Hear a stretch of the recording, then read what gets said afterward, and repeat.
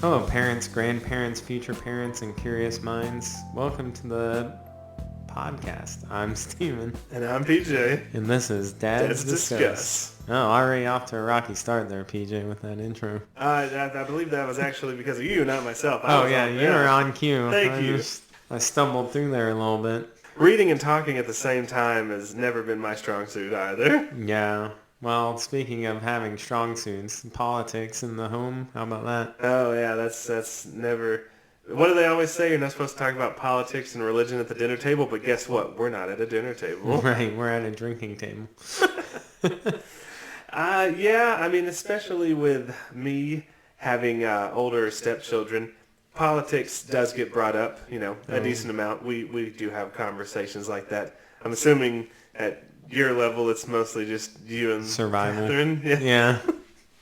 Not bringing it up with the youngest ones there yet. Right. I mean, they may ask about it every once in a while, but that's definitely not a household conversation yet, for sure. As I imagine yours is, because you got one going into voting age and entering all that good jazz. Yeah, off topic, but yeah, as such, like we had a conversation recently because, like, according to some systems, he doesn't even exist. What? Even though he's 18, he doesn't have a credit score yet, or an established credit score. That's changing now. But so all kinds of stuff that deals with going into adulthood, definitely politics would be something that's going to become more and more, hopefully at least for him, more and more something that he pays attention to. Well, politics definitely affects financial world, that's for sure. Oh, yes. But also, did you know you don't have to have a credit score for most things? I You did don't not even know have that. to have credit history. You can actually get a mortgage without any sort of credit history. I did not You know just that, have to- actually. There's very few mortgage companies, but they'll do underwriting where you just have to prove to them that you can, make payments on something. So it's kind of interesting. That is interesting. Well, I know from personal experience, we had trouble getting an automotive loan because of that no credit Yeah. score, no credit history. Yeah, it can bite you if you're trying to get loans, but loans hurt you too. Anyways, this is the political episode. We've run around. You can swing it back to the politics in home with the fact that, politics has a huge barrier on, student loans and everything like that. Which is something that, from my understanding, has recently changed, that there is going to be some forgiveness for student loans.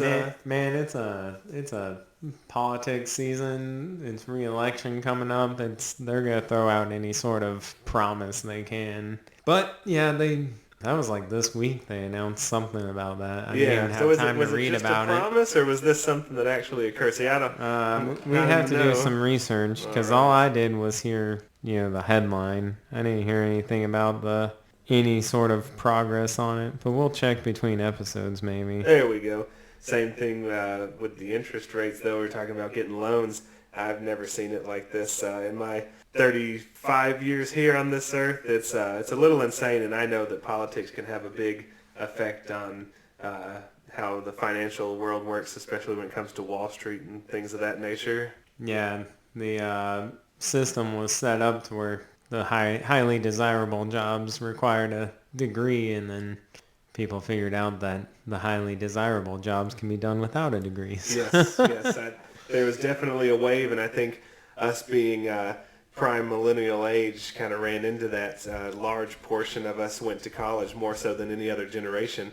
It didn't really pan out the way that they were telling it, at least for some people. Yeah, it worked out for us, but not everybody. Yeah. Especially if you didn't get a STEM degree. Yep. Any sort of degree out of that, you kind of you were educated, but not in the workforce. Yeah, yes. Marketable workforce, yeah. You had to go find a job that wasn't really related to the degree of your study. I mean, I ended up with several math majors that they got a math degree and they ended up coding. Yeah. Yep. It wasn't, hey, I'm going to go do math the rest of my life. I'm going to become a coder. Yeah, I think it's starting to balance out somewhat. I think the world politics and everything are going to kind of align, you need a degree for this type and you don't need it for this type, and maybe they'll bring cost of tuitions down at some point. I hope so, because it was getting out of hand even when we were going to school, which seems like a lifetime ago. Oh, yeah. Yeah.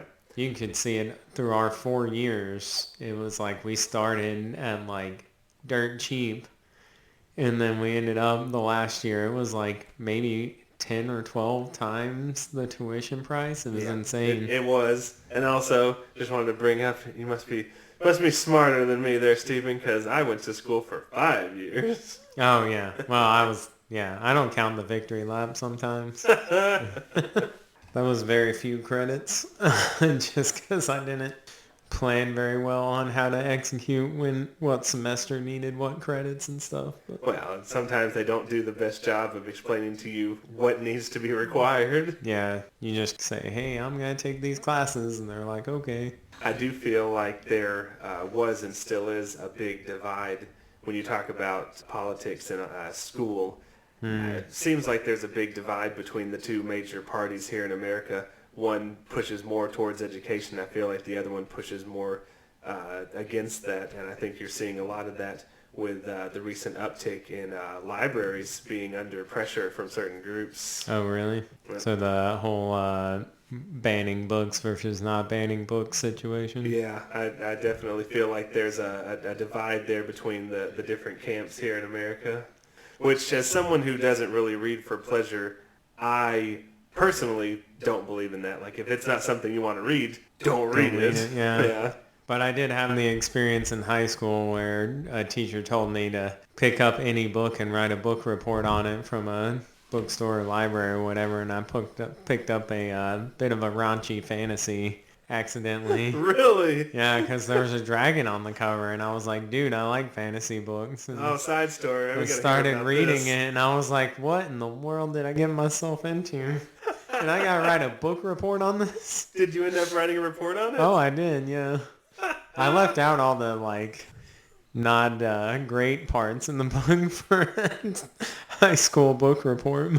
That's hilarious. I can see how people want to defend stuff like that, but as long as the libraries are set up with the right section and bookstores, like this was a book like right when you walked in the bookstore and stuff. So I don't think libraries are really set up like that to sell things that people don't really know what they're getting into. No, I don't think so either. But at least, you had the choice. You may have made a decision based on the cover, and it turned out to be not what you were That's expecting. why you always judge a book not by its cover. Yeah, better saying.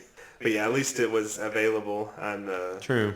Somebody probably enjoyed it out there. Oh, I'm sure. I don't remember it being terrible storyline, but it was pretty descriptive. One thing, in the age of information, everyone having the internet at their fingertips, I do feel like conversation regarding politics, at least in our house, happen more frequently than they might have had when I was younger, just because we have more access to that information. Yeah. Back then, you would be able to watch the news, and you could choose which, Yeah. what media you were consuming, whether that be different newspapers, magazines. But now when you have access to many different news articles at the same time, you can kind of gather your information. Of course, there's just so much propaganda and, almost like false statements that other people make, especially on social media. Well, I mean, it makes you wonder too, though, how much was back then. Oh, then. yeah, I very mean, true. there is something. There was a study I read a little bit of that was talking about how journalism used to be like this herald field that was like so much journalism integrity because of how much people trusted it and how much there was only like the one nighttime TV show, right? And then as the world opened up with the internet and everything, journalistic integrity has fallen because so many people are entering that force and stuff that there's like you can write anything about anything and you get attention. Yes. And so the integrity is not as good because they're like putting the onus on the reader now to go fact check them versus we need to uphold ourselves to another standard because, people rely on us. So I do agree with that, but it also makes you wonder, like, back then when you only had one or two choices, what did they actually have that integrity? yeah, I just feel like if you that's ask... true. Yeah. If you ask most people, I think in our generation, and especially in the younger generation, I think the people's trust of media today is non-existent. Yeah, like there's no trust. Like unless you do valid research, pretty in depth, you don't know what you're consuming anymore. Yeah, you can't just listen to a broadcast and take it for their word. You gotta listen to that and three others before you be like, all right, where does the actual nugget of truth lie? Yeah, if someone's going to be commenting on this to see our driver's license to make sure we are who we say we are. Yeah, and I ran into that a lot with 2019 going into the 2020 elections and a little past it. That's when I was heaviest involved in politics in the home because that's when our first kid was due. So I was like, all right, I got to start learning about the world. And that I felt distracted me so much. Like Really? entering the world of politics and like rooting for a candidate and like supporting candidates and stuff. Like that takes away so much time. It's ridiculous. It's like no wonder we have politicians because how do you do all this stuff by yourself and weigh it all in? Like I was getting knee deep into political conversations and stuff, and the first like couple months of the Anna being here, I was like, I don't know if I'm actually paying enough attention to her and stuff because I Oh, was so wow. distracted by it. Okay. I can say that I have never found myself in that situation. I try and keep abreast of what's happening in the world, but like I said, sometimes you got to sift through 3 or 4 different articles before you feel Takes like you. time. Yes. And then you have to have, when you start engaging with people in political thought, like in those campaigns and stuff, you have to really have your, opinions narrowed down on certain subjects and stuff. Otherwise, you get torn to shreds. Oh, I can It's imagine. insane. And so it's no wonder people like make careers out of it because I don't think you'd make any progress if you didn't. Even though I hate career politicians, but sometimes it's necessary sort of thing. I'm kind of in the same camp as that. I used to be very, very against it, but then I heard something that kind of made me change my mind a little bit. Not necessarily that you need to be in there for 40 years and Right. running it while you're in a wheelchair at 80 plus years old. But they said that when you are in politics, when you have that experience, it's almost like you are in a career outside of that. Once you know the people and you work with the same people year after year, you start to develop the rapport, you build relationships. If it's a constant stream of new people going in and out, they don't have that connection. Yeah. So I kind of see, yeah. Right. But I guess the ideal government, at least on like a senator, house, presidential level, you wouldn't need a career politician in my mind I agree with that. because you're just talking about ideas for the nation. A part of it, I guess you'd want to have a few because you want a consistent like someone to know how to go through all the paperwork and stuff, but you also have tons of aides and things that help you with the paperwork You and really do. logistics and things like that. So I don't know. I think career politician is fine if you're changing your responsibilities, just like in an organization. I'm starting as a low-level developer, and maybe I want to move up to management or a senior developer or a team lead or whatever. You're building up that experience and repertoire with everybody versus I got straight into a senior management position and I stayed there the rest of my life. So, Like you said, you started to wade into it a little bit and quickly realized that it's, I wouldn't say overwhelming, but it was taking up a larger and larger portion yeah, of your life. And that's why I think that it takes a certain type of person to come to the conclusion, I want to go into politics. right. Like even if it's at like the state or local level. Never have I told myself, you know what, I'm just going to throw my name in the ring and see if I can become mayor. Like it Yeah, takes, you already have a certain type of demeanor, if you right. will, before you even go into something like that. Yeah. I'm not saying I would rule it out as a career choice, but I'm still happy where I am now. But just because I love the city that we're in, so it'd be maybe one day I'd do something for the city sort of thing. Well, that's But good. right now, that's not a real career path in the moment. And living where I live, it's more of the small town type politics. But Yeah, from personal experience, I just feel like, yeah, it is a certain type of people that go into it. And not always is it the type of people that you want in there. yeah. Well, I mean, my dad sat on your town council back in the day, way back in the day when I was a kid. Really? He ended up hating it. It was so political. He would try and get like ideas accomplished and just nothing but like brick walls. So he ended up just giving up because it was ridiculous. That is very frustrating. And I think, again, you ask a majority of people probably around the same age as us, parents who have young children, and it's kind of up in the air what's going to happen, from us as a country as a whole. I just don't feel like anyone on either side of the aisle has America's best interests at heart. And it's a little disheartening. Like, I just feel very pessimistic about the future that we're about to have our kids grow up in. Interesting. I have a really weird take on it in that, the boomer and silent generation are running low on that end, and the millennials are, in my opinion, a lot of them are full of love and support and stuff. So I think it's going to change within the next few cycles.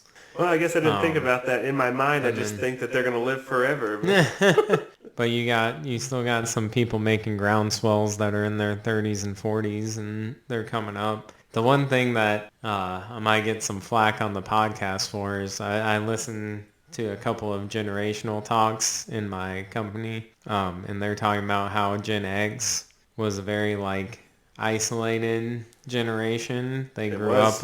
with parents that just kind of let them do what they want, very independent, didn't want to support so much of a structure. And I think that one comment has left with me why politics is struggling right now, because I feel like that generation is so underrepresented in politics because they're so individual mindset that they haven't really entered and fought for a group dynamic in a political scene, Yep. because Like I they're said, just sitting there grinding their day away trying to support their family and stuff. yep. Takes a certain type of person to even go into politics, and you can definitely see that generation did not get as involved as a lot of the other generations. I agree. And they probably had the upper generations above them telling them, no, we got this. And then now millennials are actually the largest generation now, so we got a lot of work to do. This is very true. Well, We maybe I won't be recently, as yeah, pessimistic. I appreciate you talking me through yeah, this. man.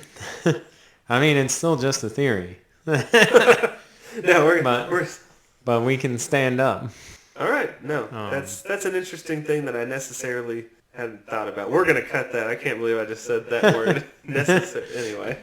no, man, everything stays in. No more editing. Oh no. So PJ wanted me to edit that out while I was sitting here editing. I decided to just add a clip saying to like and subscribe. Bye. I need to talk to her more about it, but I have a coworker whose son is roughly our age, and he's actually entered the political arena, so maybe one day I'll come across him and see what he's all about. Nice. But it's all what we make it. I mean, you gotta talk to people and spread your ideas and try and calm people down. I mean, we have a whole nerd culture in our generation that is just full of, embracing others and being kind to each other and stuff. All these conventions you go to, most of the time, 99% of the time, it's like Southern hospitality, or somebody's there to support you or take care of you. Well, I'm glad to hear that. And one thing that I think the media as a whole, even though they're hard to trust sometimes, they do a good job of promoting fear, if you Oh, will. yeah. But when you look outside of that, you do see people are not as, what's the word I'm looking for? Evil, scary, Yes, like it's judgmental. yes, it's just not as in your face. Like it's more of a laid back, toned down version, not the clickbait titles that Yeah. you see. Well, I'll have to ask you to stay away from our social medias when we start to go live for this podcast. The internet, they are very true about the internet being the harshest critic, that's for sure. But if you're talking about interfacing with people, going to, the local bars and stuff, everybody's so nice. Oh Like, yeah, you just that's can't one live that's perpetually online. And that was the same way for politics. When I entered the political time during that year, it was all very toxic conversations online. Every once in a while you'd get a nice, good conversation with someone, and that's what kept me hooked. But then most of the time it was just weeding through garbage content and stuff. And then you'd go meet up with people and actually have a real life conversation about ideas and how you want the future to look, and it'd be really fun. That's the best part about politics is, dreaming forward about the future and what you want to look like. Amen. I am glad that there are other people like you out there, Stephen, because I definitely have taken more of a I will vote when the time comes. I have my opinions. I read articles as much as I can, but I have never considered myself someone who wants to try and go into the political theater. Yeah. I just don't feel like I would, not necessarily, not even enjoy it. I just don't feel like I would be able to put up with it. Yeah, it would be tough. It would be tough. I don't. And the other sign of it is like, do you want to put your family through it? True. Because as soon as you throw your hat in the ring, your fam. I mean, we're doing the exact same thing with starting a podcast. Once you throw your hat in the ring, your family becomes involved. Yep. But it's even worse for politics, I feel, because it's like you have to register your name and your family and all that stuff. Especially on the, not necessarily the, excuse me, local level, but once you start getting up into Senate, House, president, Yeah. like you were in the spotlight, a decent amount, if not as much as. Yeah, and that changes a person. Oh, absolutely it does. It's a scary world, but somebody's got to do it. At this point, I view politics and taxes in a different light than a lot of people. I view politics as a volunteer organization to take the world a better place. So it's like a charitable thing, kind of like going and working in a soup kitchen. Because politics is, I'm going to represent some subset of people and make their lives better, no matter what level of government it is. And like government is like the most charitable organization if done right. Like I don't know why religion doesn't like try and steer people more towards government, because how else could you hand out checks to people so easily than through the government where they know where everybody is. And then taxes is like, I pay my taxes, that's fine, because the majority of it, at least 50%, goes to helping people generally. Social Security, Medicare, all the welfare programs and things like that. Sure, a large bulk of it goes to military, which I'm not a huge fan of. But at least on your pay stub, it doesn't just clearly say military. Like, at Right. least for the social programs, you see how much that you're being asked to put in. Right. And that is one political thing I've had discussions with Catherine and other people on about was directing your taxes. If I could, it would be so cool if the U.S. government said 5% of what you pay into taxes, you get to decide what's done with it. Like, you can direct it towards national parks or, firefighters, military, policemen. You decide that 5% because it'd be such a cool social experiment to see where people wanted to put their taxes. Yep, and I think I completely agree with that, even if it's not a large amount, but just say 5%, like, it's technically your earnings that you are being asked to give back to your country. Why do we not have a say in where it goes? And I know people who are really into politics will say, well, you do have a say, vote for the politicians that align mostly with you. That's not what I'm saying. I want to have a personal say in what I am funding. Yeah, I agree. It is a huge thing about voting for the right person that aligns with but then America isn't set up for that even, so that argument doesn't hold a ton of weight because there's only two parties. How can two parties encompass most alignment for you? The UK has parliament that has, I don't know how many parties at this point, but they could have unlimited from my understanding. Okay. And so it would be in my mind, a lot better in the U.S. if we had more than two, that's for sure. Oh, and I believe the Founding Fathers even, they were, from what I understand, they were against a two-party system. Yeah. Of course, they were certainly against having a monarch. Yeah. At least we don't have that. Yeah, we're one step away from that at least. It seems that way. But I do agree that having more parties would definitely be more ideal. What I see, not just in news, but also in talking with people, you definitely have like radicals on both sides of the aisle. But I don't think that most people think that way. I think most people you run into have, a more moderate approach, the more mix of some things on one side, some things on the other. It's not just hardline conservative or hardline liberal. Well, the majority lies in the undecided. It does. So people go back and forth all the time. But I We mean, live in Alabama, so I'm not you sure don't if my see vote, it. Yeah. I mean, I always sit in the middle because I like to hear people's arguments and decide if they're worthy or not, basically. Are you worthy of my vote? I like that. Especially because the line's so blurred that you can't even use the religious argument anymore because the parties just have gotten so almost one issue or two issue. It really is. Like, is, there's a lot of other things that I would like them to talk about. Those just don't come up anymore. yeah, And I think they do that on purpose. I really do. And right. I'm not saying that all members of politicians are like against the commoner, but I definitely am not someone who has a very, I don't even know what I'm trying to say. I do not trust politicians very much. I can see that. Unless you have a personal tie to them, you probably don't really think they're representing you truly. Because if you haven't met them and sat with them several hours and discussed and get a good vibe on them, all you see is what's projected for you to see. So Right. it's hard to trust someone that way. A lot of trust comes from interacting like we're doing right now and building it. Yeah, and I think in a smaller society they may have that or may have been able to accomplish that a lot better. But with America being as large as it is, you just do not have a personal connection to a lot of politicians, Yeah. even on a local level. Yeah. And diving into a couple more layers is that you're not only the size of America, but the mindset of, grinding for your job and making money. Why should I spend my time going to talk to politicians and figuring out what the government's doing? Because I'm trying to get that money. Yep, So absolutely.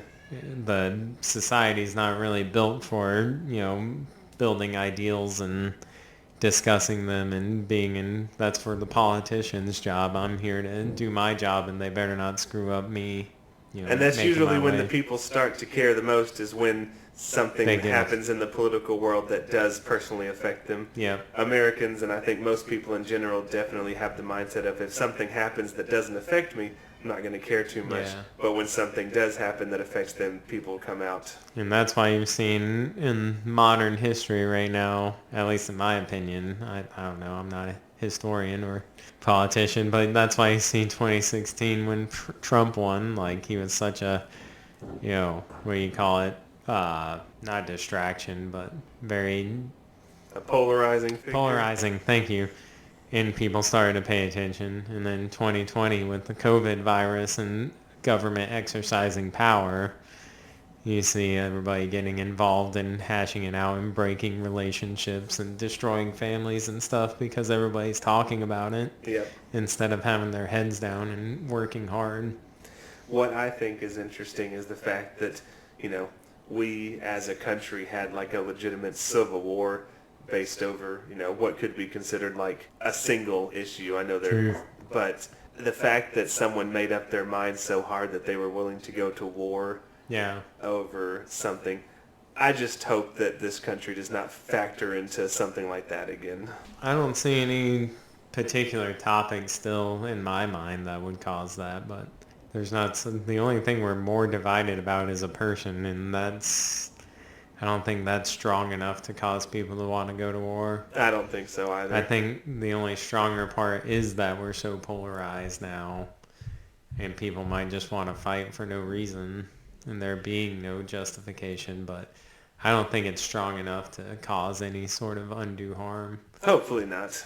And then all the like one topic stuff could be dangerous, but you look at, I don't know, I could almost see if we enter too many not our country wars, whatever that name, proxy wars, that could cause a problem in the States. Yeah. Because you don't want to send your kids off to die in someone else's war. No, I completely agree with that, especially having a stepson who is at that age. Like, Yeah.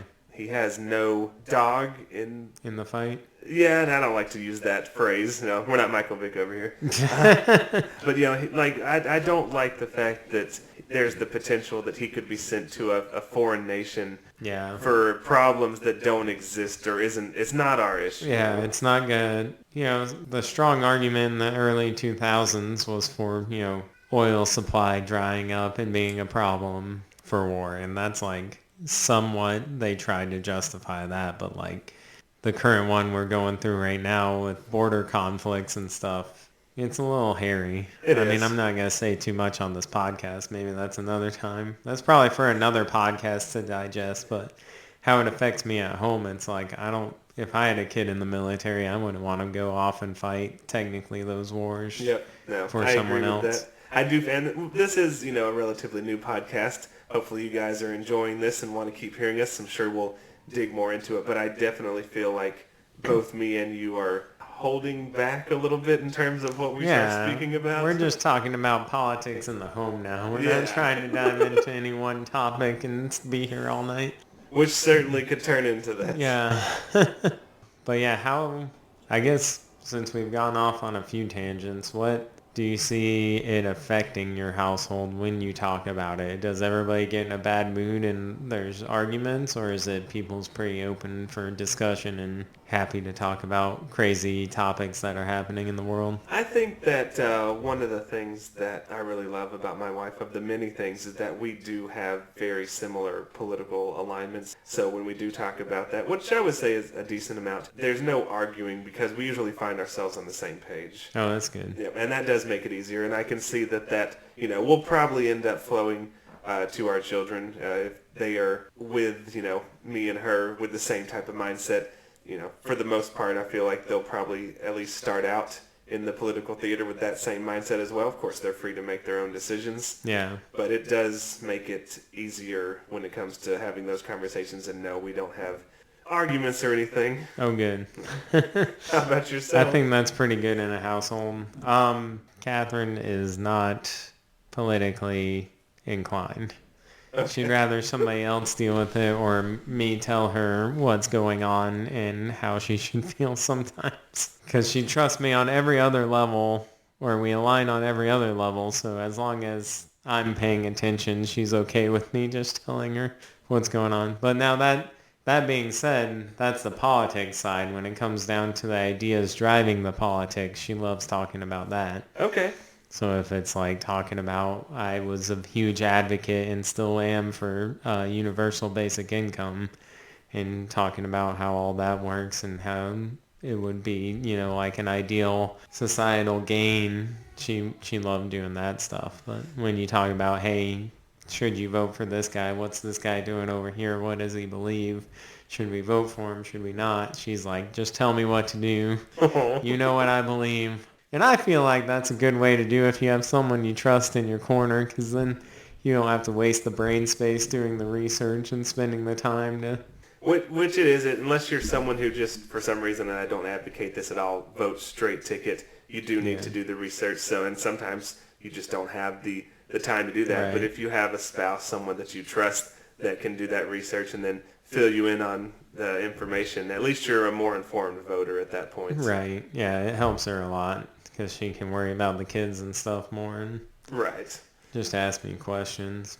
It's a lot of stress. I sit in the middle. I don't know where you sit, but I sit in the middle and I listen to everybody, and we'll see if there's ever a party that actually rises up and aligns with me more. But I definitely feel the same way. I'll just use this as an example. You mentioned the 2016 election here in America, which was against Donald Trump and Hillary Clinton. I was not a fan of either of them, to the point that I did not vote for either of them. nice. Which in and of itself is a statement. Yeah. But afterwards, I did feel like I was a little surprised at the results. I will Oh, say really? that. Yep. And 4 years later, I ended up voting for one of the political really? candidates, mainly because I was not a fan of the current president. Yeah. So I would say I lean more towards the Democrats, but as you mentioned, the waters are so muddy now. I don't even know if I Yeah. could tell you what a Democrat or a Republican truly stands for. Yeah, it's pretty tough. Yeah. Yeah, because you're sitting in a climate right now where you have Republicans. If we're gonna go all the way into it, you have Republicans that are Trump Republicans, and then which are basically a populist. I would say it's a populist party, and then you have old school conservative Republicans, which are still the people of the original party that have to vote for the populist party because they don't want to lose. And then you have the Democrats sitting at least they used to be, and starting to turn more racial boundaries and diversity, equity people. That's part of their party. And then you have the extreme leftists that people label socialists, but I think they're really just extreme. I would call them more extreme welfare people. Yes. Yeah, I would agree with that. just take government takes care of everything I need, and I go out and work sort of people, or don't work, depending on what light you shine on them. So it's almost like we do have four parties right now in my mind. There might be, some more in there.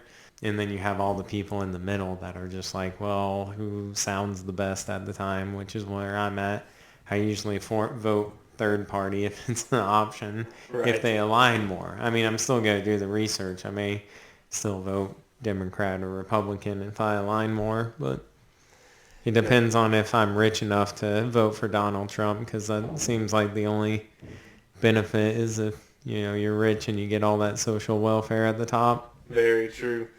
You brought up something that I kind of wanted to talk about just because I think it's an interesting concept. You said you were a big proponent for universal basic income. Yeah. How do you feel like us as a nation did and fared when we all received those stimulus checks? Now, I know, granted, Awesome. that's just an extension of our own refunds from the government, but Yeah. getting that money that you weren't necessarily expecting. I think we did awesome. I thought so, too. If you looked at the statistics that came out of that program, it was single-handedly the biggest thing to take kids out of child poverty.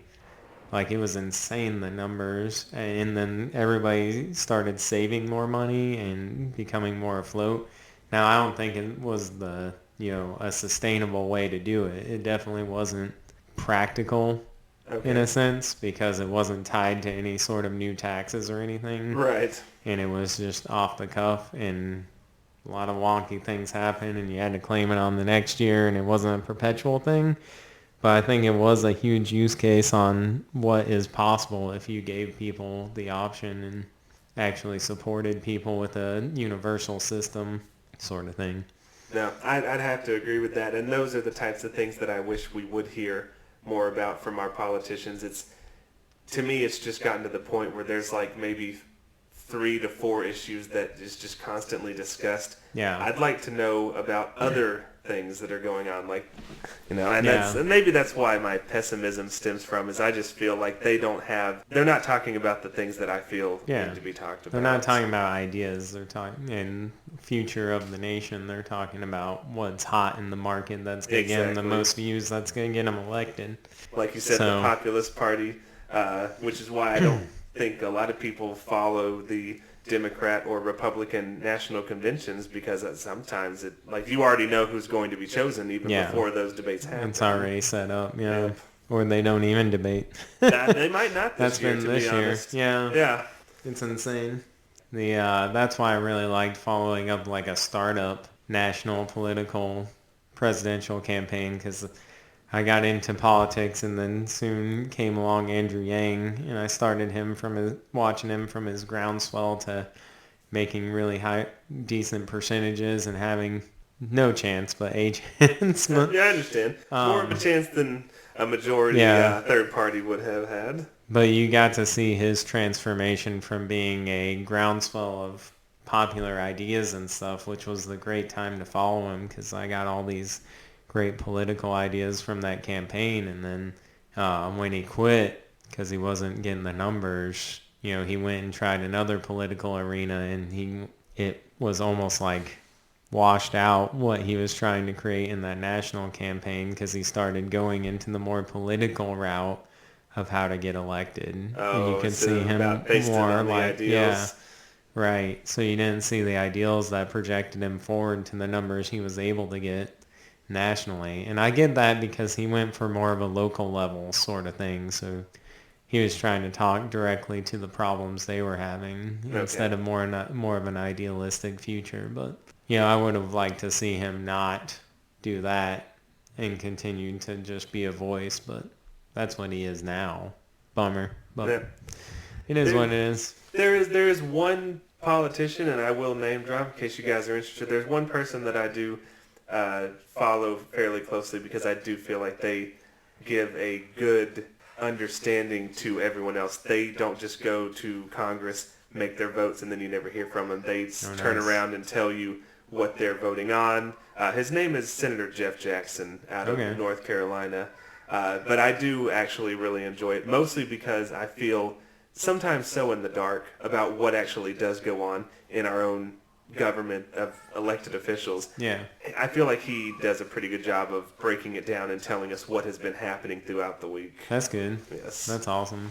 Is he, did you get turned on to him while you lived out there? Or? Yes, actually, I forget what his position was in the state government, Oh, okay. but he had that same mindset, which really helped me learn more about how state governments worked. That's and awesome. He became very popular because of that. A lot of people like him, and so when he ran as a Senate position, it wasn't any surprise that he ended up winning it. That's And so far he has held true to, just like I said, breaking it down for those of us who are not in the mix all the time. Right. I'm still waiting for a millennial streamer to enter the political arena and run for office. No, you're probably not far behind. As you It's mentioned, not- we're the largest yeah. generation now. Right. It's coming up. Well, now with the kids yelling in the background, if anybody can hear that, we might as well wrap this one and try I'm okay and with save, that, but save some more political topics for later. I know we will come back to this with more whiskey and more deeper topics. Oh, yeah. I'm looking forward to it. Like I said, politics they've been on the back burner lately, but they're always fun to talk about. Yeah, and as we get closer to election time here in America, I know we will bring this up again. As always, if you have anything you'd like to hear from us or have any inputs or questions, comments regarding what we talked about today, please send it in. If you need to throw any shade, let us know. I'll look at it. Have a good one. Thank you. Thanks for listening to Dad's Discuss. Please like and subscribe wherever you are listening. Also, comment any topics you would like us to discuss and share this with your friends and family. Finally, if you would like to be on the podcast or discuss any topics, please reach out via our contact information below. Alrighty then, alrighty. Reading and talking at the same time has never been my strong suit either.